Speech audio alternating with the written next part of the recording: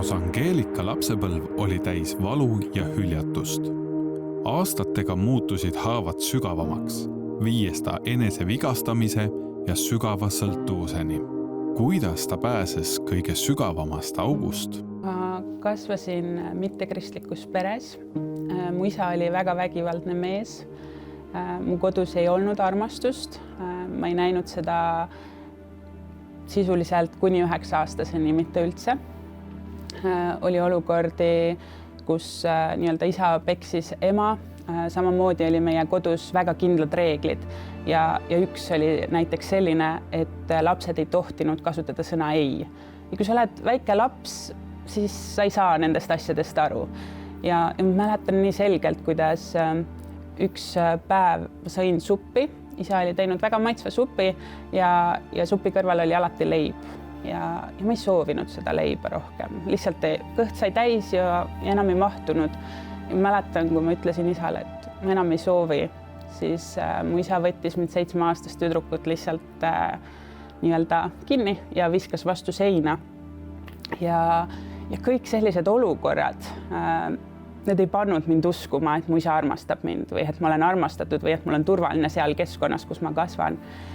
Ja samamoodi ma olen näinud pealt olukordi, kus mu isa tahab mu ema ära tappa, kus ma olen nii-öelda läinud kaitsepositsiooni ja oma ema eest välja astunud. Ja see on aidanud. Tänu Jumalale mu ema on elus. Samamoodi ma olen näinud pealt seda, kuidas mu ema on tahtnud nii-öelda endalt elu võtta. Ja kõik need sellised käitumismustrid, ma usun, et need on väga suur osa sellest tuleb nii-öelda mängib rolli sellest, miks ma ise võitlesin hiljem selliste asjadega. Ja kui ma olin 9-aastane, siis mu isa läks lõpuks vangi kõikide nende asjade eest, mida ta oli teinud, sest kõik hakkas lahti kooruma, kui me käisime lastekaitse juures, kõik need hetked, kui isa oli mind tänavale visanud. Aga see tänavale jäämine nii-öelda oli täna, kui ma vaatan sellele tagasi, ka väga suureks õnnistuseks. Sellepärast, et kui ma olin siis ma olin vist äkki 7-8-aastane ja ma olin seal pargipingil leidmata mingit mõtet ja tundes hirmu tegelikult, sest ma olin väike, ma ei teadnud, kuhu minna ja mis saab edasi. Siis üks väga armas perekond Türi kristlikust missiooni kogudusest tuli minu juurde ja tuli küsis, et mis sa siin teed, et sa oled nii väike, kus su vanemad on. Ja siis ma mäletan, et ma kahtlesin, kas nendele rääkida midagi või mitte ja ma otsustasin, et okei, ma räägin. Ja siis ma ütlesin, et mul ei ole kuskile minna, et mu isa joob oma sõpradega kodus ja ma jäin neile ette. Ja siis nad ütlesid nii armsalt, et iga kord, kui sul on vaja kuskile minna, siis meie kodu on sulle avatud. Kas oled nõus kaasa tulema? Ja muidugi ma kartsin, sest nad on täiesti võõrad inimesed, aga samas, kuna nad olid nii soojad ja nendes kiirgas välja sellist armastust ja kohe nagu oli tunda, et nad päriselt hoolivad. Et siis ma otsustasin, et ma lähen kaasa. Ja see oli esimene kord, kus ma kuulsin Jeesusest, sellepärast, et neil oli kodus kasvamas 2 väikest last ja nad iga õhtu lugesid lastele lastepiiblit. Ja sealt sai ka nagu mingi seeme juba nii-öelda istutatud minu südamesse. Sealt sai alguse ka pühapäevakooli teekond, aga see ei kulmineerunud selleks, et mul oleks isiklik usk Jumalasse. Ja olukorrad läksid edasi, et lõpuks, kui ma olin 9-aastane, nagu ma ennem ütlesin, siis minu isa läks vangi ja selle asemel, et ma tunneksin kuidagi kergendust, siis ma tundsin tohutut süüd. Et justkui nagu selline koorem, et minu isa läks vangi sellepärast, et ta käitus minuga nii, nagu ta käitus ja sellised mõtted lihtsalt käisid laviinina nagu mu peast läbi ja ma kuidagi ei osanud üldse enam elu mõtet leida. Ja 9-aastaselt siis ma hakkasingi ennast vigastama, et seda valu kuidagi nagu välja endast saada. Ja ma läksin psühhiaatri haiglasse ja seal määrati mulle esimesed ravimid. Ja nii-öelda see vahemik 9 kuni 12 umbes, et selles vanuse vahemikus ma käisin kogu aeg psühhiaatriahaiglate vahet, et väga vähe oli seda, kui ma olin kodus. Lõpuks see kulmineerus ka sellega, et ma läksin lastekottu, sellepärast, et otsustati, et mu ema ei ole nii-öelda suuteline minu eest hoolt kandma. Ja lastekodust tulid uued probleemid, et mind hakati seal kiusama, ma tundsin, et ma ei ole vastu võetud. Siis tulid juba sellised välimusega seotud probleemid, kus ma tundsin, et ma ei sobi endale sellisena, nagu ma olen, lisaks veel teistele, et miks nad mind muidu kiusavad, järelikult ma olen kole ja kõik need nii-öelda elulised küsimused ja mõtted. Ja siis mul tulid toitumishäired. Anoreksia põdesin läbi, siis sealt tuli ka nii palju kriitikat, et see nagu inimestele ei sobinud, siis see nii-öelda läks vastupidiseks, et siis tuli bulimia, et ma hakkasin hästi palju nagu sööma, et jällegi nagu justkui teistele meeldida, et see teiste nii-öelda arvamus oli mulle sellel ajal nii oluline, et ma kuskiltki saaks seda aktsepteeritust. Kahjuks ma sealt seda ei saanud ja need asjad läksid lastekodus veel hullemaks, et ma muutusin endale väga ohtlikuks, mistõttu lastekodu nii-öelda ütles, et ma ei saa seal enam elada. Ja lõpuks nii-öelda see teekond läks välja selleni, et ma sattusin hooldekotu, kinnisesse hooldekotu, sel ajal Valkla hooldekotu. Ja kuna ma olin 16, siis tegelikult Valkla hooldekodus ei tohtinud ma olla, sellepärast et seal on nii-öelda vanusepiirang, et 18+. Ja siis ma mäletan, et avati uus nii-öelda selline asutus noortele. See oli Imastu koolkodu. Ja ka seal oli väga palju selliseid võitlusi, sellepärast et need hingehaavad, ükskõik kus ma olin, need justkui nagu jälitasid mind, need ei lasknud minust lahti ja ma ei osanud selle valuga mitte kuidagi toime tulla.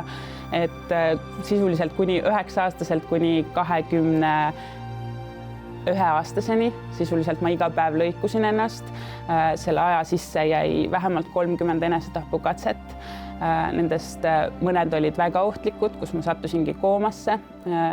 Üks enesetapukatse oli selline, kus märkasin haiglas üles ja arst ütles, et see on ime, et sa oled praegu elus, aga sa ei hakka mitte kunagi oma suuga sööma ja jooma. Nii et see, et ma täna saan ka nii-öelda juua ja süüa, see on nagu tohutu jumala ime. Ja kui ma sain siis nii-öelda hooldekodust välja, see oli ka palve peale. Ma hakkasin lihtsalt otsima hooldekodus jumalat, sellepärast, et seal juhtusid õudsad asjad. Inimesed minu ümber olid psüühiliselt haiged, nagu mina ise sel hetkel. Nad olid vägivaldsed, seal ei olnud üldse turvaline olla.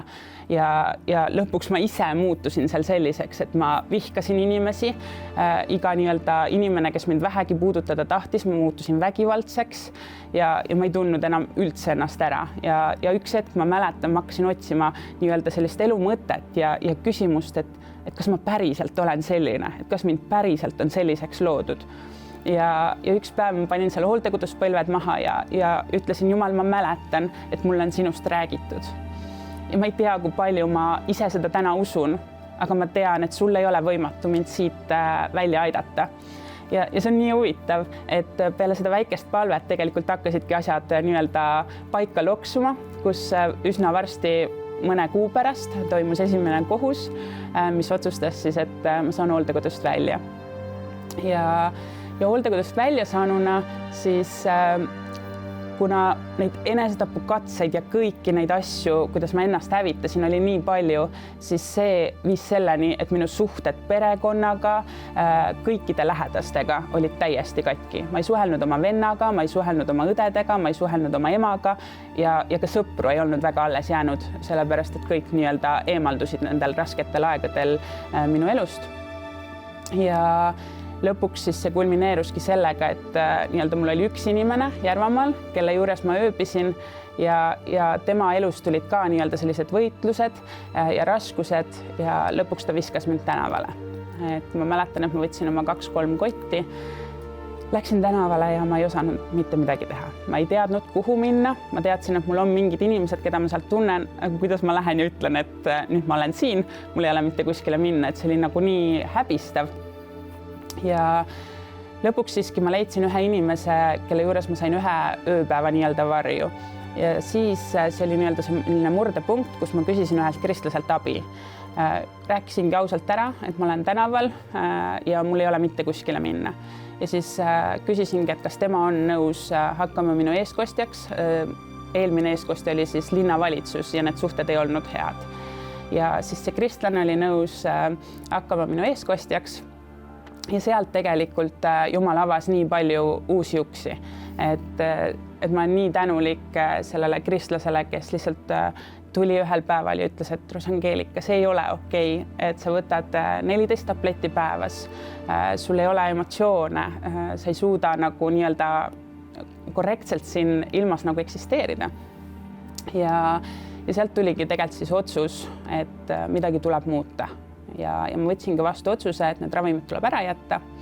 Ja 2 nädalat ma võõrutasin siis nii-öelda selle eeskostja juures, kes oli kristlane, ja 2 korral käis kiirabi kodus ja ma mäletan, et teisel korral kiirabi ütles, et see tüdruk sureb, kui midagi ette ei võta, et tal on vaja haiglasse minna ja nii-öelda uued ravimid peale saada, et vastasel juhul kogu organism nii-öelda keeldub töötamas, sellepärast, et mul tekkis juba kõrge palavik, 41 oli palavik, kõrvapõletik tuli ei millestki, et verd hakkas kõrvast täitsa jooksma ja kogu organism nii-öelda ütles, et ma vajan midagi.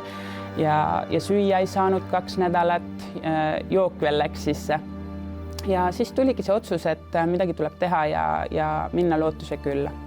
Lootus näis kadunud, leidis Rosangeelika koha, mis pakkus enamat kui pelgalt varju. See pakkus terviklikku tervenemist. Lootuse külas hakkas ta põhjalikult tegelema oma minevikuga ja üles ehitama uut elu koos Jumalaga.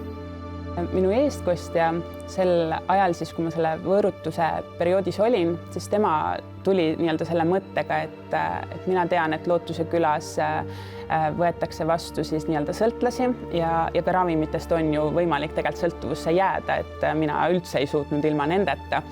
Muidugi seal oli ka nii-öelda selline vastuseis algul, et kuna ma olin läinud läbi nagu sellistest asjadest, nagu ma olin läinud, siis algul nagu just kui mind ei tahetud Lootuse külla vastu võtta, see tundus väga riskantne, sest ma olin endale ikkagi ohtlik ja need asjad ei olnud ju minu elus nii-öelda paika loksunud ja minu selline vaimne olukord ei olnud muutunud. Aga tuli siis päev ikkagi, kus Lootuse külast tuli positiivne otsus, et ma saan sinna. Ma mäletan, et ma võtsin veel hästi suure karu kaasa, et see oleks nii-öelda kuidagi toeks ja julgustuseks, et ma üldse suudaks sinna minna. Ja siis me läksimegi koos Lootuse küla nii-öelda töötajatega, läksime poodi, sellepärast, et selleks ajaks siis oli mul ainult üks mahl, mis mul kuidagi moodi nii-öelda sisse jäi. Mitte mingisugune tee, mitte midagi ei jäänud mul sisse, ainult üks kindel mahl. Ja ma mäletan, et me käisime 2 erinevas poes, sellepärast esimeses poes ei olnud seda, aga samas ju organism vajab midagi. Ja siis teisest poest me leidsime ja siis sundusimegi juba Lootuse külla. Ja Lootuse küla algusajad olid väga rasked. Esiteks see võõrutus, väga palju oli selliseid nii-öelda vaimseid kogemusi, et üks õhtu ma lihtsalt nägin nii-öelda enda nii-öelda magamistoas või seal toas, kus ma olin mingit kuju ja ma ei teadnud, kes see on. Ma mäletan lihtsalt seda tunnet, et tervet minu keha valdas hirm. Ja siis ma justkui kuulsin mingeid nagu jala nii-öelda kõndimis selliseid samme ja see oli nii hirmus, et vahepeal ma läksin lihtsalt oma toast välja ja magasingi diivani peal ja need algusajad olid väga nagu sellised otsustavad või nagu sellised, et mida ma nüüd teen, et kas ma jään siia või ma lähen ära ja ma väga pikalt, ikka väga mitu kuud pendeldasin. Ma mäletan, et väga palju käisin nii-öelda Lootuse küla seal kontori ukse taga, mõtlesin, et nüüd on see päev, ma lähen ja ütlen, et ma lähen ära, sest ma enam ei suuda. Ma usun, et Rosangeelika esimese samme ma tegelikult kogesin juba aasta aega enne, kui Rosangeelika jõudis Lootuse külla. Ja see oli üks päev, kui ta kirjutas mulle Messengeri ja ta oli siis Valkla hooldekodus, kinnises hooldekodus. See on niisugune päris karm koht. Ja ta ütles, et kunagi aasta hiljem on mul see päev, kui ma vabanen siit ja ma soovin väga tulla Lootuse külla. Ja peale seda siis ta kadus ära kuhugi, tal olid seal väga keerulised ajad, ma kuulsin ja ma nagu ei teadnud, kas ta siis tuleb või ei tule.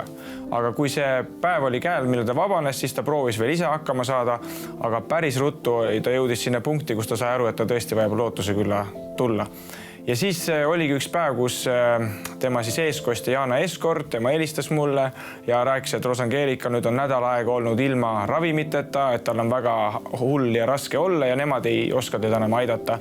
Ja siis me sõitsime ühe teise töötajaga koos sinna Lasnamäele, temale järgi, sinna korterisse, kohtusime temaga ja kohe algusest peale meil oli Rosangeelikaga niisugune väga hea side. Et me kuidagi nagu mõistsime teineteist ja ma mäletan, et tal olid alguses alguses nagu tohutu suured hirmud inimeste ees, et ta mõtles, et kuidas see reis Lootuse külla näeb välja, tead, et üksinda 2 mehega autos sõita, kõik siuksed suured hirmud olid. Aga Jumal oli meiega, Jumala armastus oli meiega ja see, ma usun, on, mis päevast number 1 ka Rosangeerikale meeldis ja mõjus. Nii et esimesed sammud Lootuse külas Rosangeerikal olid tegelikult väga-väga hullud, väga-väga rasked. Ma mäletan, et õppetundide ajal ta tihti jooksis välja, oksendas, tuli klassi tagasi ja tal olid väga tugevad võõrutused, nii et ta oli kuskil 10 või 8 aastat iga päev 8 ravimit endale sisse ajanud ja ta nii vapralt võitles kõikide nende võõrutuste vastu, kuni lõpuks saabus päev, kus tal enam vesi ei püsinud sees ja see muutus juba eluohtlikuks. Ja siis me mõtlesime Lootuse töötajatena, mis me nüüd teeme ja me otsustasime, et me tellime sinna selle tilguti, nii et tuli üks auto sinna, pani talle kanüüli sisse, tegid talle vitamiinisüste ja ma mäletan, et see oli esimene päev, kui Rosangeerika peale 3 nädalat sõi. Ja siis mul on see pilt ka alles, milline ta siis oli, kuidas ta seal sõi selle kanüüli all. Ja see oli nagu see Rosangeerika algus. Ja peale seda minu arust on ainult läinud tema elu ainult üles mägeni, et see on tõeline Jumala ime, mis on tema elus juhtunud.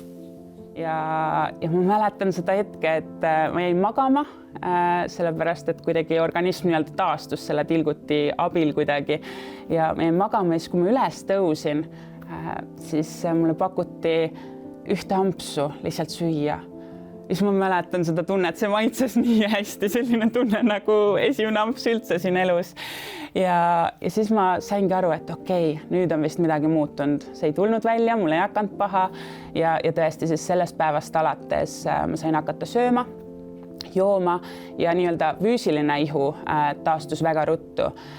Pluss siis kõik nii-öelda need boonused, mis tulid kuidagi kaasa, oli see, et tegelikult kui ma Lootuse külla läksin, siis ma kaalusin üle 110 kilo ja umbes 2 kuuga, 3 kuuga ma olin võtnud alla 40 kilo.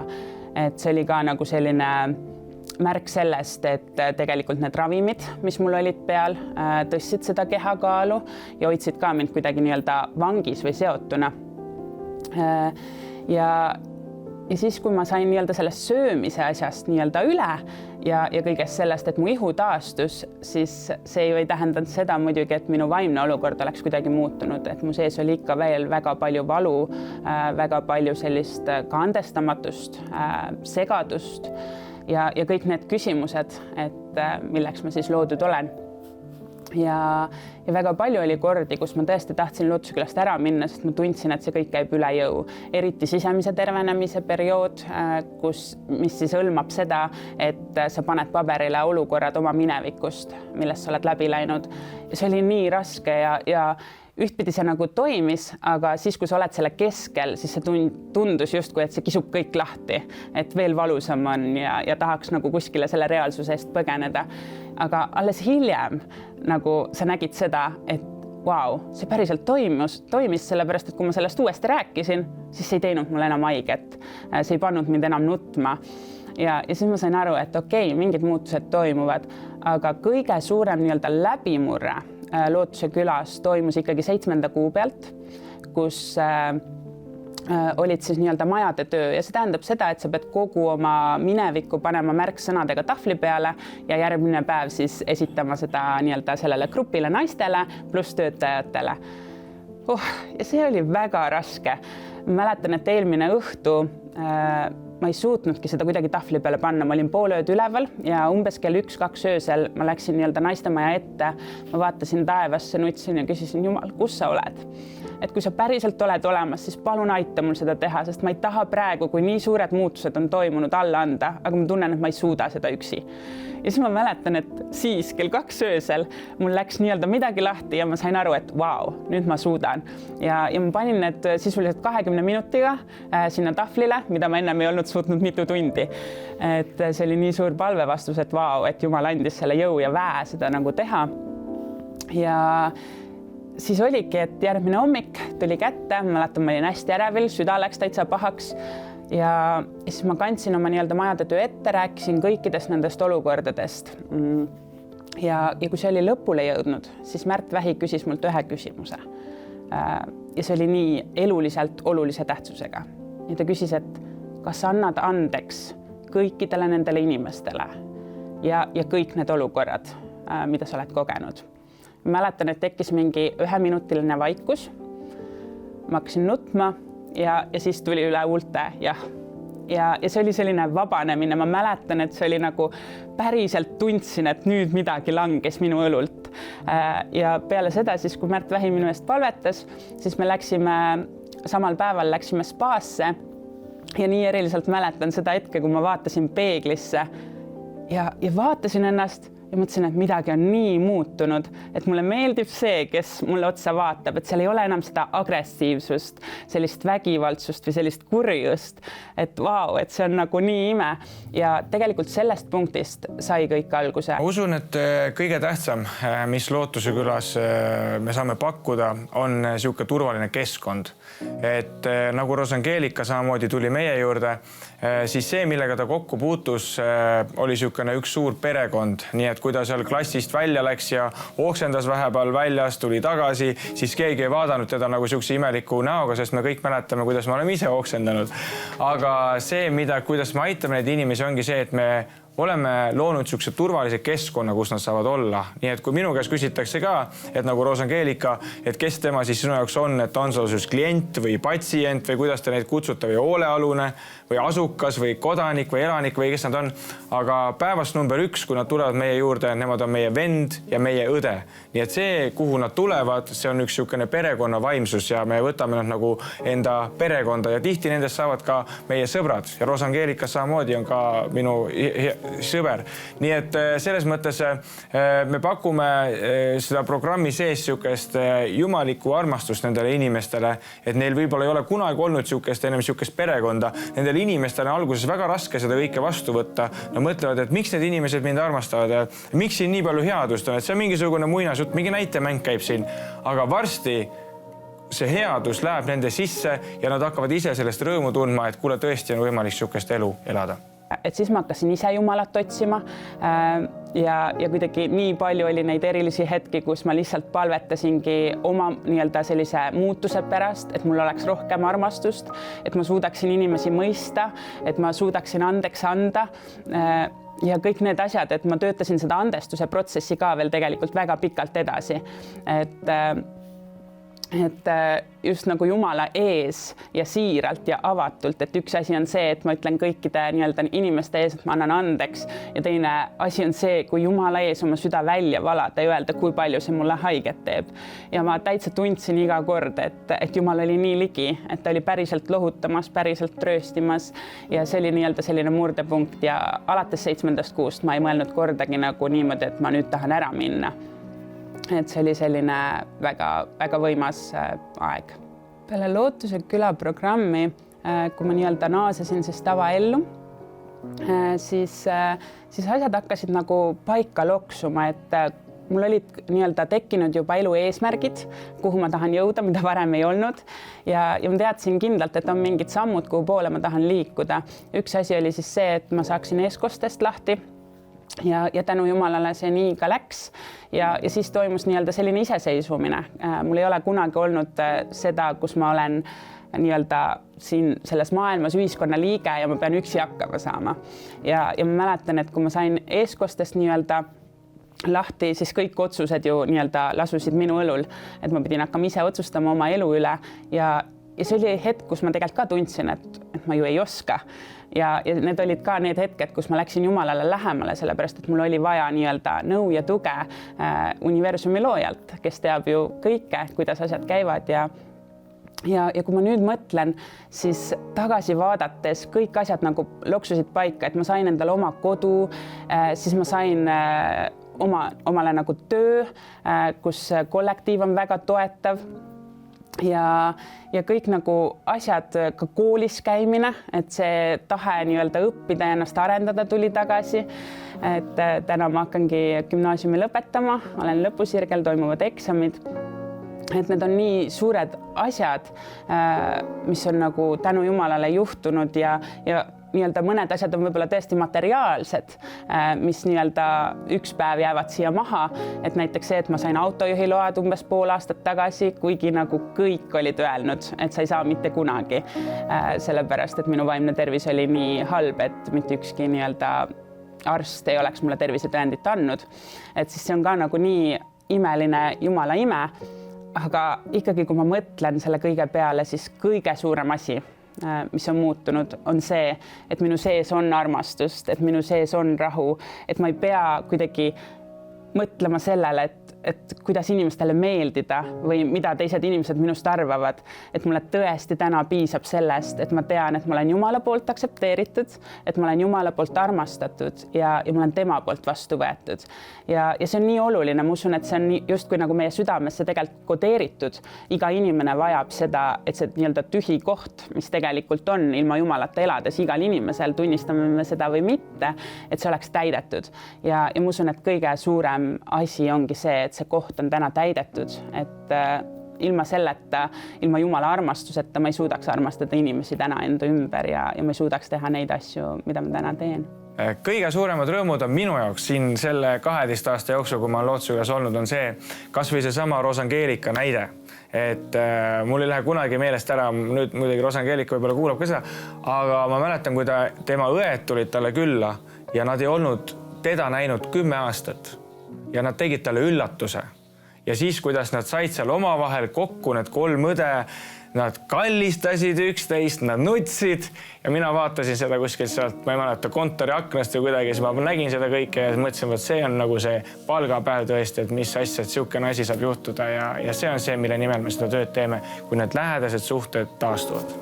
Kui ma mõtlen nendele inimestele võib-olla, kes ei tunne Jumalat ja võib-olla ka tunnevad, et nad on teadlikud ja nende südames on võib-olla samasugune valu ja hüljatuse tunne ja kõik need asjad, millest ma täna olen rääkinud, siis ma usun, et 2 sellist peamist asja, mida välja tuua, on need asjad, et ära jää üksi. Et tegelikult on iga inimese ümber inimesed, et julgeda nagu rääkida nendest asjadest, et see on täiesti okei. Ja teiseks, et seda valu saab päriselt ära võtta ainult see, kes on sind loonud, ehk siis julgeda paluda Jumalalt abi. Et see ei pea olema ju mingi suur palve või sellised rasked ja keerulised sõnad, vaid lihtsalt öeldagi, et Jumal, siin ma olen, palun tule ja aita mind ja ma usun, et sellest täielikult piisab, et Jumal kuidagi hakkaks nii-öelda mingeid asju harutama sinu elus. Et ma arvan, et need on need 2 peamist asja, et mitte jääda üksi ja minna Jumalale nii ligi kui vähegi võimalik. Leida endale kogudus, leida endale kristlased enda ümber, kes sinuga koos palvetavad, kes sinuga koos nendest asjadest läbi lähevad. Et see on nii oluline, et Jumala sõna ütleb ka, et parem on olla 2 kui üksi, sellepärast et kui sa üksi komistad, siis on teine, kes su üles tõstab. Et ma arvan, et see on selline väärt mõte, millega nii-öelda lõpetada. Täna on Rosangeelika elav tunnistus usuväest ja vastupidavusest. Tema teekond pimedusest valgusesse innustab meid kõiki uskuma uue alguse võimalikkusesse.